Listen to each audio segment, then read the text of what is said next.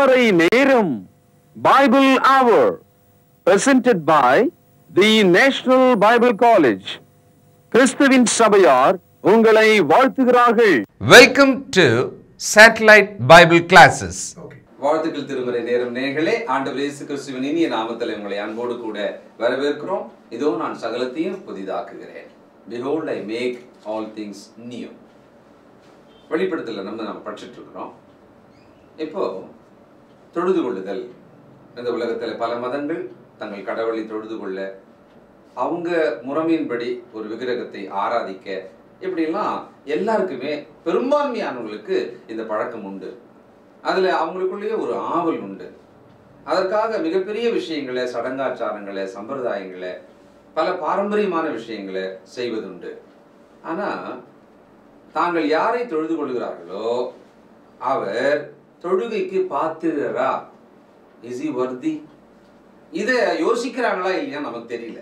ஏன்னா நம்ம பார்க்குறோம் இவங்க என்னெல்லாம் செய்கிறாங்க, யாருக்கு செய்கிறாங்க, அந்த கடவுள் யார், இதை நம்ம பார்க்கும் பொழுது நம்மளாலே ஒத்துக்க முடியல. சில விஷயங்கள்லாம் நம்மளாலே ஒத்துக்க முடியல. இப்போ நீங்கள் இதை கவனிக்கணும். நீங்கள் ஒருவேளை கிறிஸ்துக்குள்ள இருந்தால் உங்களுக்கு அது பெரிய பாதிப்பாக இருக்காது.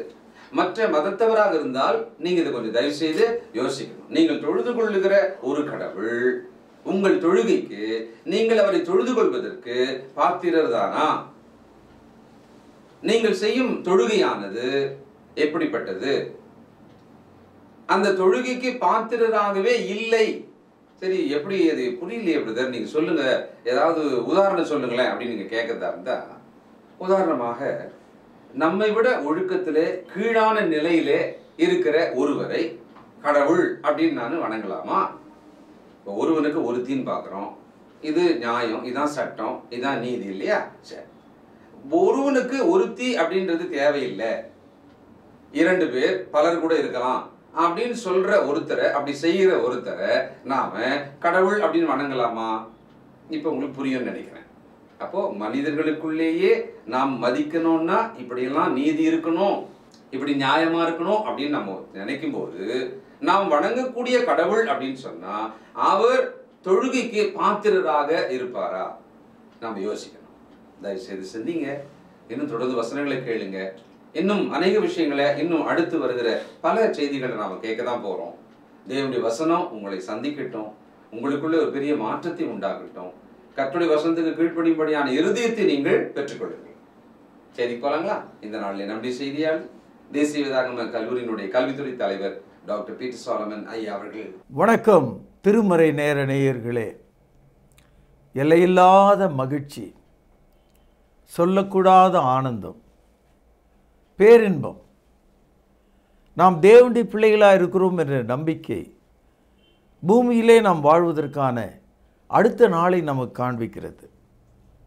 அன்பும் பாசமும் நிறைந்த சகோதரர்களே, நல்ல தாயே, நல்ல தகப்பனே, தேவ பக்தி நிறைந்த வாலிபனே, வாலிப பிள்ளையே, உன்னுடைய கண்கள் திறக்கப்பட வேண்டும்.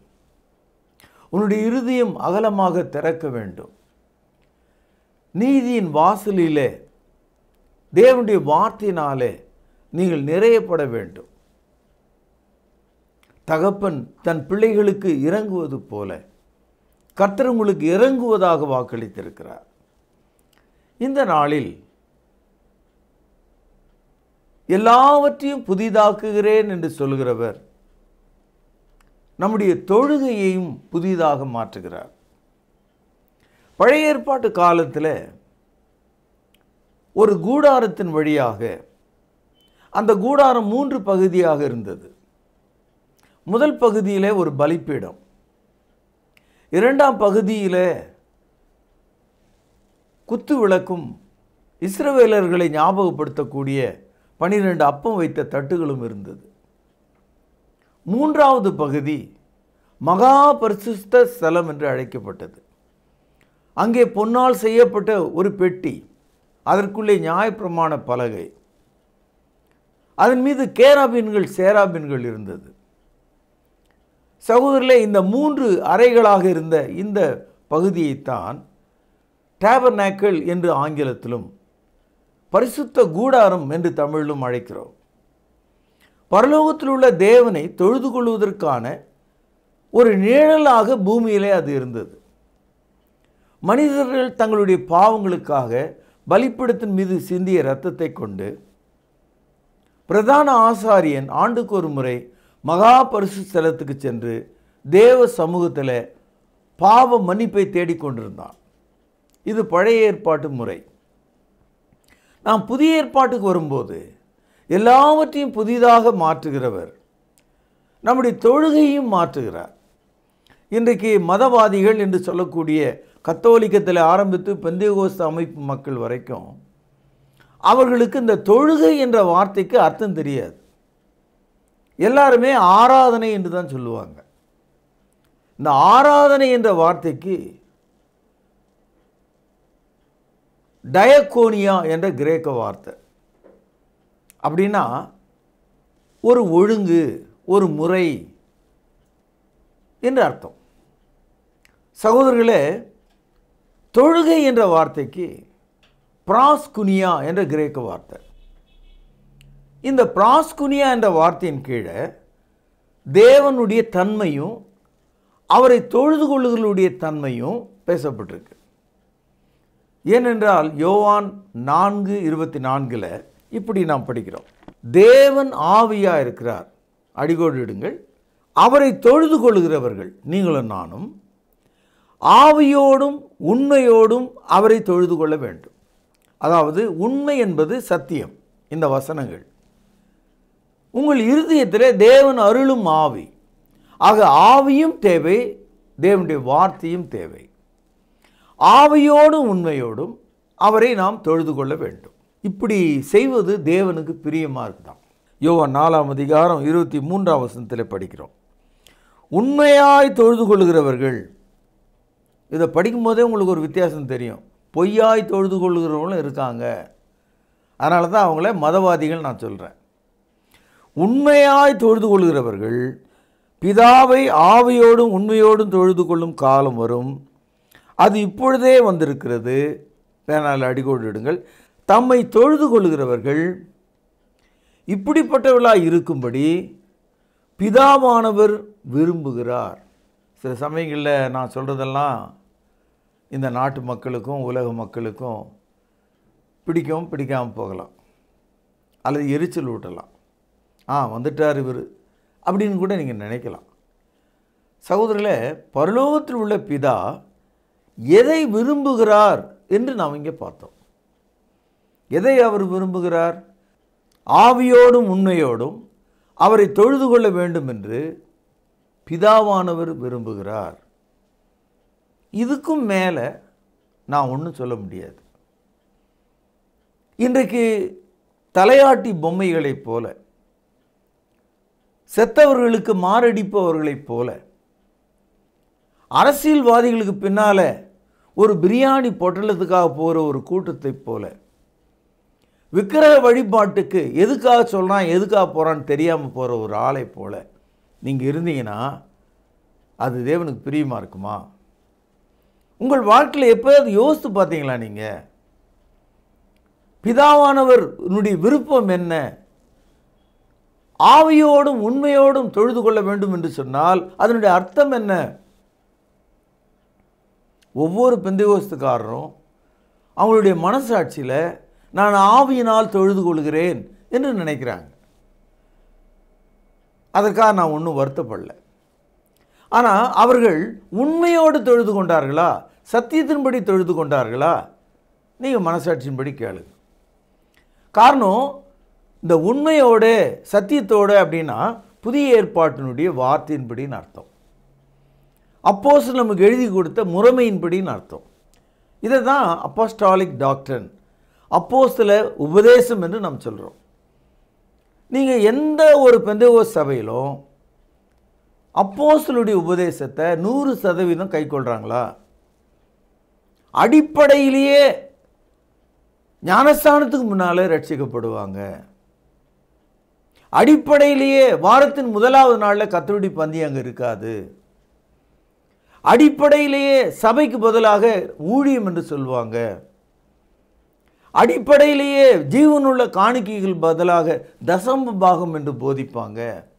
ஒவ்வொரு போதகரும் தன்னுடைய தேவைக்கு தகுந்தாற் போல பொய்யான கனவுகளையும் தீர்க்க தரிசனங்களையும் சொல்லி அந்த மக்களை வஞ்சிப்பதையும் அந்த மக்கள் ஒரு ஆட்டு மந்தை போல போவதையும் இன்றைக்கு நாம் பார்க்கிறோம்.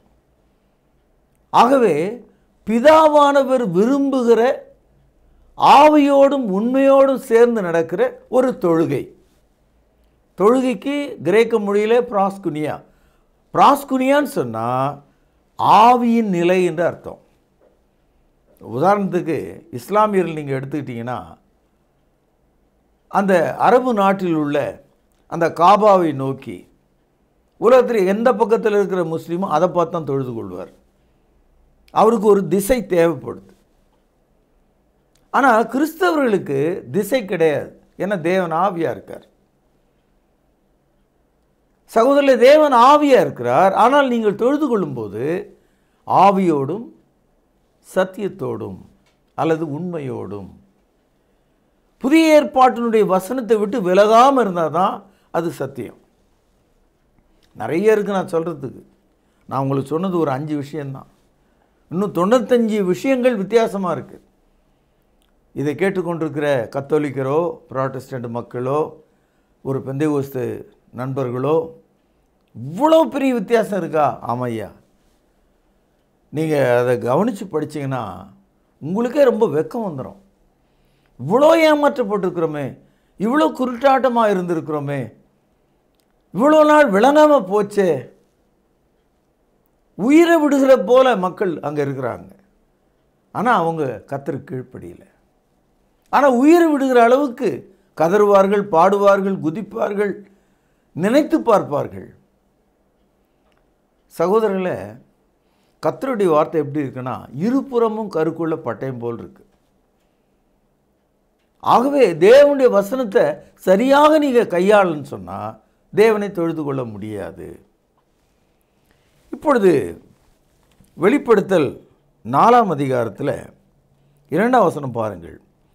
உடனே ஆவிக்குள்ளானேன், அப்பொழுது இதோ வானத்திலே ஒரு சிங்காசனம் வைக்கப்பட்டிருந்தது. அந்த சிங்காசனத்தின் மேல் ஒருவர் வீற்றிருந்தார். வீற்றிருந்தவர் பார்வைக்கு வஜ்ரக்கல்லுக்கும் பதுமராகத்துக்கும் ஒப்பாக இருந்தார். அந்த சிங்காசனத்தை சுற்றி ஒரு வானவில் இருந்தது. அது பார்வைக்கு மரகதம் போல தோன்றிற்று. அந்த சிங்காசனத்தை சூழ 24 சிங்காசனங்கள் இருந்தன.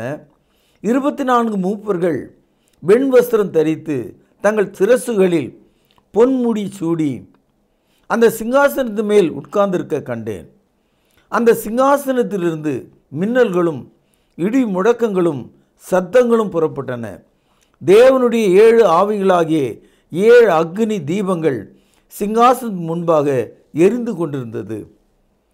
நாம் படிக்க படிக்க படிக்க பரலோகத்தினுடைய மகிமையை பூலோகத்துக்குரிய வார்த்தைகளில் மனிதர்கள் புரிந்து கொள்ளக்கூடிய உதாரணங்களில் இங்கே பேசப்பட்டிருக்கிறத நம்ம பார்க்கிறோம். இந்த 7 என்ற வார்த்தை பரிபூரணத்தை காண்பிக்கிறது. 24 என்ற அந்த சொல், அந்த எழுத்து, அந்த ஆர்கனைசேஷன், சபையினுடைய அமைப்பை அது காட்டுகிறது.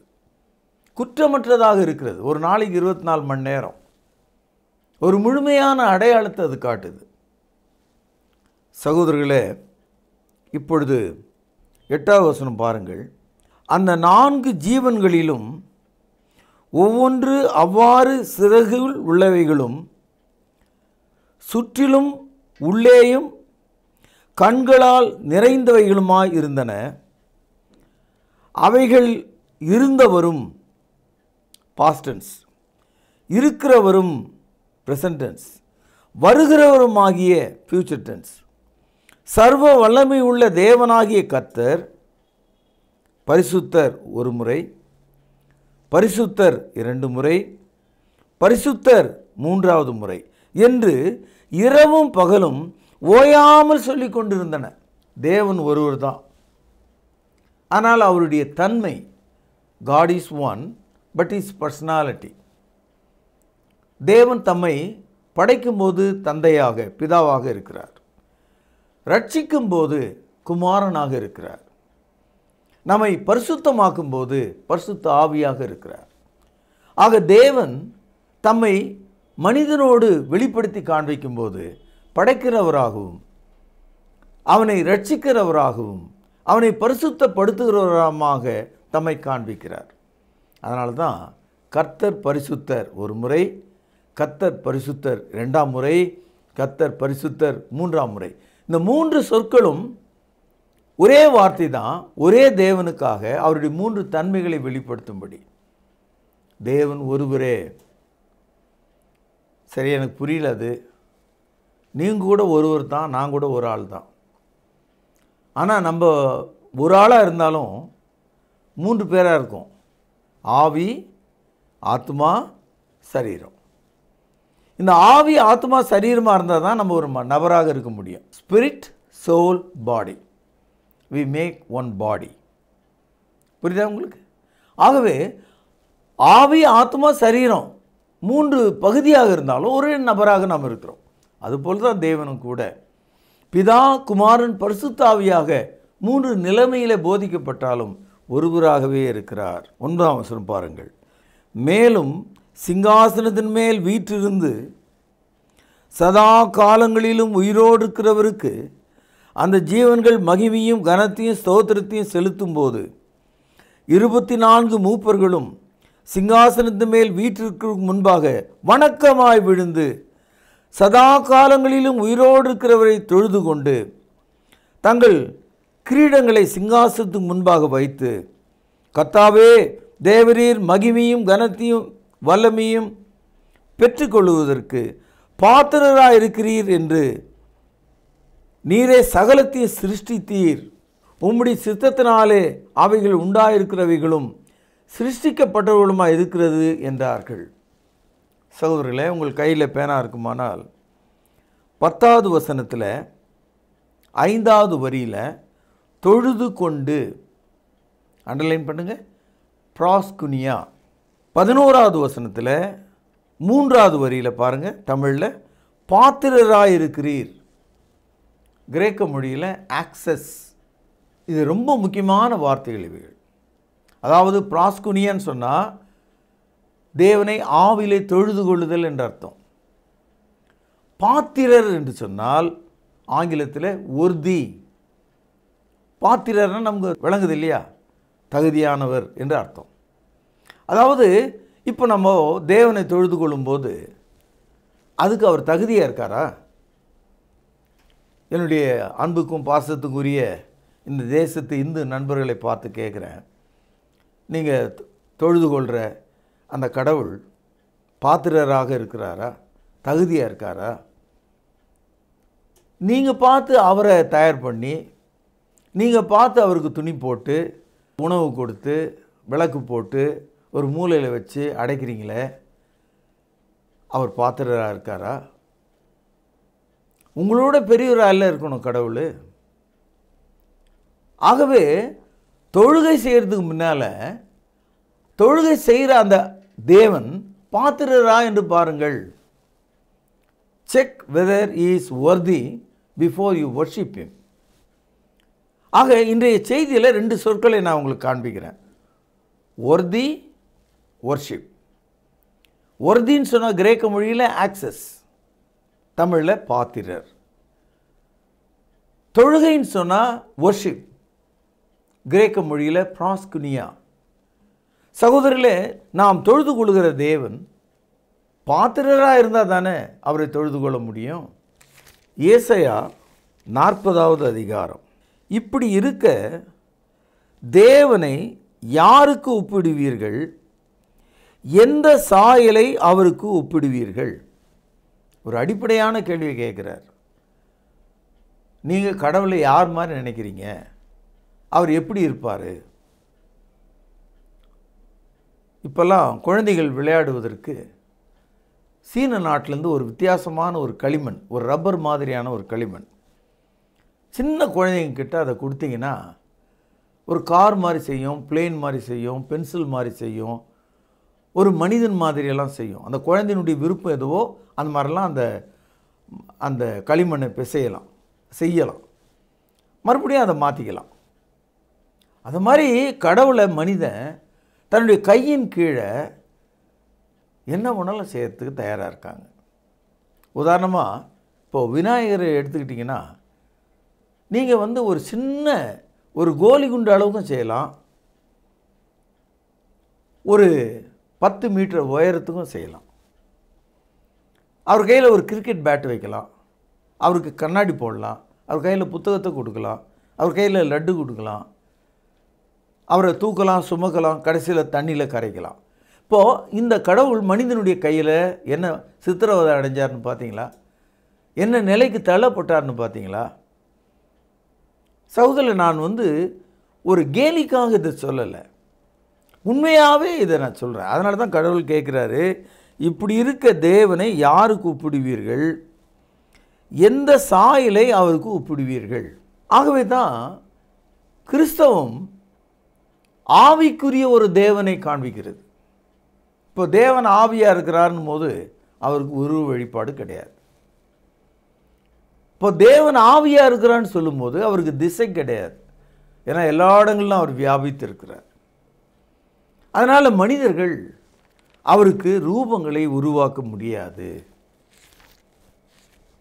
ரோமருக்கு எழுதிய நிருபம் 1வது அதிகாரம் 23வது வசனம், அழிவில்லாத தேவனுடைய மகிமையை, அதாவது இட்டர்னல் க்ளோரி, தேவனுடைய மகிமை அழிவில்லாதது.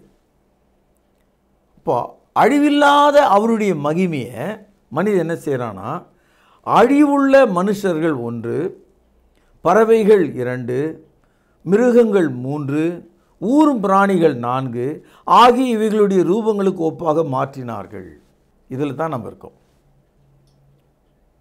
அப்போது அழிவில்லாத தேவனுடைய மகிமையை நாம் தொழுது கொள்வதாக இருந்தால் நாம் ஆராதிக்க முடியாது. ஆராதனை செய்கிறவங்க மனிதர்கள், பறவைகள், மிருகங்கள், ஊரும் பிராணிகளுக்கு தான் செய்ய முடியும். சில பேர் கிறிஸ்துவின் சபை, புதிய ஏற்பாட்டு சபை, நாங்கள் புதிய ஏற்பாட்டின்படி நடக்கிறோன்னு சொல்கிறவங்க கூட இன்னைய தேதி வரைக்கும் ஆராதனைக்கும் தொழுகைக்கும் வித்தியாசம் தெரியாமல் இருக்காங்க. அவங்கள பற்றி கொஞ்சம் ஜாக்கிரதையாக நீங்கள் நினச்சிக்கங்க. தொழுகை என்ற வார்த்தை புதிய ஏற்பாட்டில் 36 முறை வந்திருக்கிறது. தேவனை தொழுது கொள்ள வேண்டும். இப்போ தொழுது கொள்ளாத மக்கள் என்ன ஆனாங்க பாருங்க, 24ஆம் வசனம், இது நிமித்தம் அவர்கள் தங்கள் இருதயத்தில் உள்ள இச்சைகளினாலே ஒருவரோடு ஒருவர் தங்கள் சரீரங்களை அவமானப்படுத்தத்தக்கதாக தேவன் அவர்களை அசுத்தத்துக்கு ஒப்பு கொடுத்தார். எப்படியோ தொலைஞ்சு போன்ற மாதிரி ஆயிடுச்சு. இன்னைக்கு பாருங்கள், இந்த விக்கிரக வழிபாடு செய்கிறவங்கெல்லாம் தங்களுடைய சரீரத்தை எப்படியெல்லாம் அவமானப்படுத்திக்கிறாங்க, எப்படியெல்லாம் குத்துறாங்க, காயப்படுத்திக்கிறாங்க, நெருப்பு மேலே ஓடுறாங்க. இதெல்லாம் அவங்களுடைய சரீரத்தை அவர்கள் வதைத்து கொள்வதை காட்டுது. தேவன் அவர்களை விட்டு விட்டார், நீங்கள் அப்படியே போங்க அப்படின்னு. நம்ம வீட்டில் கூட குழந்தைங்க நம்ம கையை பிடிச்சி நடக்காமல் விலகி விலகி ஓடினாங்கன்னா சொல்லி சொல்லி பார்ப்போம், அடித்து கூட பார்ப்போம். ஆனால் கை விட்டு அது தனியாக ஓடுறதா இருந்தால் சரி போன்னு விட்டுருவோம். தேவன் அவர்களை நியாய தீர்ப்பு நாளுக்கென்று விட்டு விட்டுருக்கார். அதனால தான் இன்றைக்கி உலகம் முழுவதும் அது எந்த பேரில் வேணாலும் இருக்கலாம், அது விக்கிரக வழிபாடுகளை தேவன் ஏற்றுக்கொள்வது கிடையாது. யோசுவாவின் புத்தகம் 24வது அதிகாரம் பக்கம் 300 பழைய ஏற்பாடு 15வது வசனம், கர்த்தரை சேவிக்கிறது உங்கள் பார்வைக்கு ஆகாததாய் கண்டால் பின்னே யாரை சேவிப்பீர்கள் என்று இன்று தெரிந்து கொள்ளுங்கள். டிசைட் டுடே, இன்றைக்கு தீர்மானியுங்கள். நீங்கள் யாரை தொழுது கொள்ள வேண்டும் என்பதை தீர்மானியுங்கள். நதிக்கு அப்புறத்தில் உங்கள் பிதாக்கள் சேவித்த தேவர்களை சேவிப்பீர்களோ, நீங்கள் வாசம் பண்ணுகிற தேசத்து குடிகளாகிய எமோரியரின் தேவர்களை சேவிப்பீர்களோ, நானும் என் வீட்டாரமோ என்றால் கர்த்தரையே சேவிப்போம் என்றான். அதாவது மனிதர்கள் விக்கிரக வழிபாட்டை எப்படி செய்கிறாங்கன்னா, பெற்றோர்கள் வழியில், அவர்கள் பிறந்த அந்த தேசத்தின் வழியில் அவங்க செய்கிறாங்க. இதை கலாச்சாரம், பண்பாடு, வழக்கம், பழக்கம் என்ற பெயரில் இப்போது ஒவ்வொரு குழந்தையும் அவங்க பெற்றோர் என்ன செய்கிறாங்களோ அதானே அவங்க செய்வாங்க. அதனால் நதிக்கு அப்புறம் இருக்கிற தேவர்களா அல்லது இங்கே நீங்கள் குடியிருக்கிற எமோரியருடைய தேவர்களா யாரை நீங்கள் சேவிப்பீங்கன்னு யோசுவா கேட்டார். கேட்டுட்டு ஒரு பதில் சொன்னார், நானும் என்னுடைய வீட்டாரமோ வென்றால் கர்த்தரையே சேவிப்போம். சகோதரர்களே, இந்த காலையில் நீங்கள் தொழுகை செய்ய வேண்டும் ஒன்று. இரண்டாவது, தொழுகைக்கு யார் பாத்திரர்? Who is worthy? யாரை நீங்கள் தொழுது கொள்வீர்கள்? அதை நம்ம கவனிக்கணும். ஆகவே இந்த நாளில் ஒரு மின்னல் வெட்டுவது போல உங்கள் மனதில் இந்த 2 வார்த்தைகளை வச்சுக்கங்க. அதாவது worthy and worship. அதாவது பாத்திரர், தொழுகை. யாரை நீங்கள் தெரிஞ்சுக்குவீங்கன்றதை முடிவு பண்ணிக்க. காலகாலமாக அடக்க ஆராதனை, திருமண ஆராதனை, இந்த மாதிரின்னு ஆராதனை என்ற சொல்ல, அதாவது இந்த டயக்கோனியா என்ற சொல்ல நம்ம பயன்படுத்துறதுல தவறில்லை. அதாவது இதெல்லாம் நிகழ்ச்சி நிரல் என்பதற்கான வார்த்தைகள். ஆனால் தொழுகைன்னு வரும்போது பணிந்து கொள்ளுதல், பூசித்தல், சேவித்தல், அவருடைய சமூகத்தில் விழுந்து விடுதல். புதிய ஏற்பாடு தொழுகை என்று தான் சொல்லுகிறது. அவரை தொழுது கொள்ள வேண்டும் என்று சொல்லுகிறது. தேவன் ஆவியாக இருக்கிறார். அவரை தொழுது கொள்கிறவர்கள் அவரை ஆவியோடும் உண்மையோடும் தொழுது கொள்ள வேண்டுமாம். யோவான் 4ஆம் அதிகாரம் 24வது வசனம். சகோதரரை, வெளிப்படுத்தல் 4ஆம் அதிகாரத்திலிருந்து சில பகுதியை நாம் பார்த்தோம். எல்லாவற்றையும் புதிதாக்குகிறவர் நம்முடைய தொழுகையும் புதிதாக்க விரும்புகிறார். இந்த செய்தியை நீங்கள் உள்வாங்கிக் கொண்டு நல்ல ஒரு கிறிஸ்தவர்களாக வாழ கர்த்தர் உங்களை ஆசீர்வதிப்பாராக. பிரார்த்தனை செய்வோம். மகா பரிசுத்த நிறைந்த எங்கள் அன்பான தகப்பனே, நீர் எங்களோடு பேசின ஜீவனுள்ள வார்த்தைகளுக்காகவும் நாங்கள் பெற்ற தெளிவுக்காகவும் நன்றி செலுத்துகிறேன். ஆண்டவரே, தொழுகைக்கு தேவரீர் நீர் பாத்திரராக இருக்கிறீர். உம்மை ஆவியோடும் உண்மையோடும் தொழுது கொள்ள எங்களுக்கு கிருபை தாரும். ஆண்டவர் இயேசுவின் நாமத்தில் ஜெபத்தை கேட்டவர்களும் ஜீவனுள்ள எங்கள் பிதாவே, ஆமென். கிறிஸ்துவின் கிருபையுள்ள நாமத்தில் திருமறை நேர நேயர்களுக்கு காலை வாழ்த்துக்கள். இந்த நேயர்களே, இந்த புதிய தொடர் இன்றைக்கு நிறைவடைய போகிறது. இதுவரைக்கும் இதை பார்த்து ஒவ்வொரு நாளும் எங்களுக்கு பதில்களை எழுதி அனுப்பினவர்களை நாங்கள் பாராட்டுகிறோம். தினந்தோறும் நிகழ்ச்சி முடிந்தவுடனே தொலைபேசியின் வழியாக, செல்போன்கள் வழியாக எங்களோடு பேசினவர்களை நாங்கள் பாராட்டுகிறோம். அநேகருக்கு ஒருவேளை தொடர்பு கிடைக்காமல் போயிருக்கலாம், அழைக்க வேண்டும் என்ற எண்ணம் இருந்திருக்கலாம், தவறி போயிருக்கலாம். பரவாயில்லை, நீங்கள் எழுதிய கடிதங்கள் கிடைத்தது, உங்களுடைய பதில்கள் கிடைத்தது, அவர்களுக்கு பரிசுகள் அனுப்பி வைக்கப்பட்டிருக்கிறது. பெற்றுக்கொண்டவுடன் தொடர்பு கொள்ளுங்கள். இதோ நான் சகலத்தையும் புதிதாக்குகிறேன் என்ற தலைப்பில் இதுவரைக்கும் வெளிப்படுத்தின விசேஷத்திலிருந்து மிகவும் நேர்த்தியான செய்திகளை கேட்டுக்கொண்டு வந்தீர்கள். இந்த நாளிலே தொழுகை, பிரியமானவர்களே, பழைய ஏற்பாட்டு காலத்திலே ஆராதனை என்று சொன்னார்கள். ஆனால் புதிய ஏற்பாட்டிலே தொழுகை என்ற வார்த்தை பயன்படுத்தப்பட்டிருக்கிறது. தொழுகை என்று சொல்லும் பொழுது முன்னே எந்த ஒரு பொருள் இல்லாமல், எந்த ஒரு மனிதனுடைய பாரம்பரியம் இல்லாமல் தேவனுடைய வார்த்தையின்படி செய்வது. ஆனால் ஆராதனை என்பது ஒரு விக்கிரகத்தை முன்வைத்து மனித பாரம்பரியப்படி செய்வது. அந்த வித்தியாசத்தை நீங்கள் உணர்ந்து கொள்ளும்படி உங்களை அன்போடு கேட்டுக்கொள்கிறோம். நீங்க இப்ப யோசனை பண்ணி பாருங்க, நீங்க போற இடத்துல நீங்க ஆராதனை செய்றீங்களா அல்லது தொழுகை செய்றீங்களா? உங்களை நீங்களே பரிசித்து பாருங்க. இதனாலே தொழுகைக்கு பாத்திரர் யார்? நாம் யார் வேண்டுமானாலும் தொழுது கொள்ளலாமா? எதை வேண்டுமானாலும் தொழுது கொள்ளலாமா? இன்றைக்கு உலகம் அப்படித்தான் இருக்கிறது. காகிதங்களிலே, சிலை காகிதங்களிலும், சித்திர வேலைப்பாடுகளிலும், சுரூபங்களிலும் கடவுளை தேடிக்கொண்டிருக்கிற மக்களுக்கு மத்தியில தொழுகைக்கு பாத்திரர் யார் என்பதை இன்று நீங்கள் அறிந்து கொண்டீர்கள். எல்லாரையும் நாம் தொழுது கொள்ள முடியாது. தேவன் வேத வசனத்துல யாரை தொழுது கொள்ள வேண்டும், யார் தொழுகைக்கு பாத்திரர் என்பதை அறிந்து தொழுது கொள்ள வேண்டும். இப்படிப்பட்டதான விவரமான செய்தியை நீங்கள் அருமையாக கேட்டிருக்கிறீர்கள். இந்த நிறைவான நிகழ்ச்சியில உங்களுக்கான பரிசு கேள்வி இதுதான். பாத்திரர் தொழுகை என்பது என்ன? கேள்வி மீண்டும் சொல்கிறேன், எழுதி கொள்ளுங்கள். இந்த வசனத்தை மறுபடியும் படிங்க. கேட்ட செய்தியை கொஞ்சம் நீங்க ஞாபகப்படுத்தி பாருங்க. ஐயா இந்த செய்தியில என்ன சொன்னாரு, இதுக்கான பதில் அந்த செய்தியில இருக்கு. செய்தியில இல்லாத ஒரு கேள்வியை நாங்க கேட்க மாட்டோம். வாசிங்க, படிங்க, அதன்படி சரியான பதிலை எழுதுங்க. கேள்வி மீண்டும் சொல்கிறேன், பாத்திரர் தொழுகை என்பது என்ன? நேர்களே, இதுவரைக்கும் நீங்கள் பொறுமையோடு இந்த செய்திகளை எல்லாம் பார்த்தீங்க. சில பேர் இந்த செய்திகளை பதிவிறக்கம் செய்து பிறருக்கு பகிர்ந்து கொள்றீங்க. ஒரு சிலர் ஆடியோ மட்டும் எடுத்து சிலரோட வாட்ஸ்அப்ல அனுப்பி பயன்படுத்துறீங்க. கர்த்தர் நிச்சயமா உங்களை ஆசீர்வதிப்பார். இது பார்ப்பதற்கும் பகிர்ந்து கொள்வதற்கும் மட்டுமல்ல, கீழ்ப்படிந்து வாழ்வதற்கும் கூட. அப்படி செய்வீர்களானால் இயேசு வரும்போது அவரோடு செல்ல நீங்கள் ஆயத்தமா இருப்பீர்கள். தொடர்ந்து பாருங்கள், பிறரையும் பார்க்கும்படி உற்சாகப்படுத்துங்கள். நாளை இதே நேரம் இதே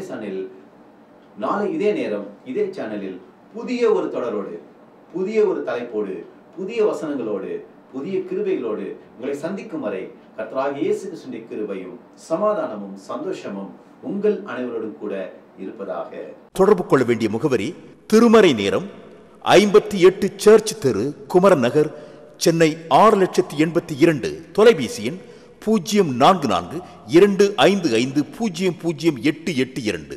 செல்போன் 9385500882. கர்த்தாவே, தேவர்களில் உமக்கு பானவர் யார்? வானத்திலும் பூமியிலும் உமக்கு பானவர் யார்? உமக்கு பானவர் யார்? உமக்கு பானவர் யார்? வானத்திலும் பூமியிலும் உமக்கு பானவர் யார்? வானத்திலும் பூமியிலும் உமக்கு பானவர் யார்?